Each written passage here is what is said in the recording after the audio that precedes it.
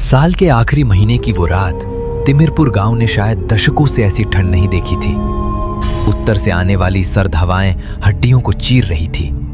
पूरा गांव घने कोहरे की सफेद चादर में लिपटा था, जैसे कोई अनिष्ट होने वाला हो। गांव की मुख्य सड़क के कोने पर गजाधर काका की पुरानी चाय की दुकान थी। कोहरे के बीच दुकान की धुंधली रोशनी और सामने जलता हुआ अलाव ही एकमात्र सहारा था।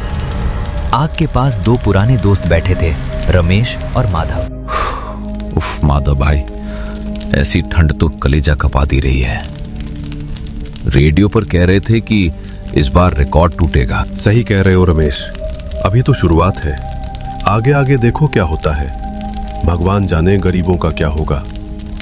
मुझे तो वो 5 साल पहले वाली सर्दी याद आ रही है, जब पेड़ों के पत्ते तक ठंड से झुलस गए थे। ठंड तो बस एक बहाना है बेटो, असली डर तो वो है जो इस कोहरे के पीछे छिपा है।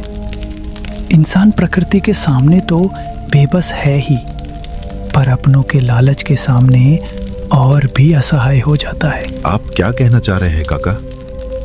क्या कोई पुरानी बात याद आ गई? आज की ये धुन, ये बर्फीली हवा मुझे 20 साल पुरानी उस खौफनाक रात की याद दिला रही है।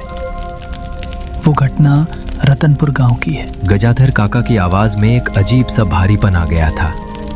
रमेश और माधव अब आग तापने से ज्यादा उनकी बात सुनने में दिलचस्पी लेने लगे। लोग कहते हैं कि अब उस रास्ते पर एक बूढ़ा आदमी हाथ में लालटेन लिए मुसाफिरों को रास्ता दिखाता है। शायद गजाधर काका अब भी अपना प्रायश्चित कर रहे हैं, अब डराकर नहीं बल्कि राह दिखाकर। तो दोस्तों, ये थी कत्लगाही की पूरी कहानी। याद रखिए, इंसान मर जाता है मगर उसके कर्म साए बनकर उसका पीछा कभी नहीं छोड़ते।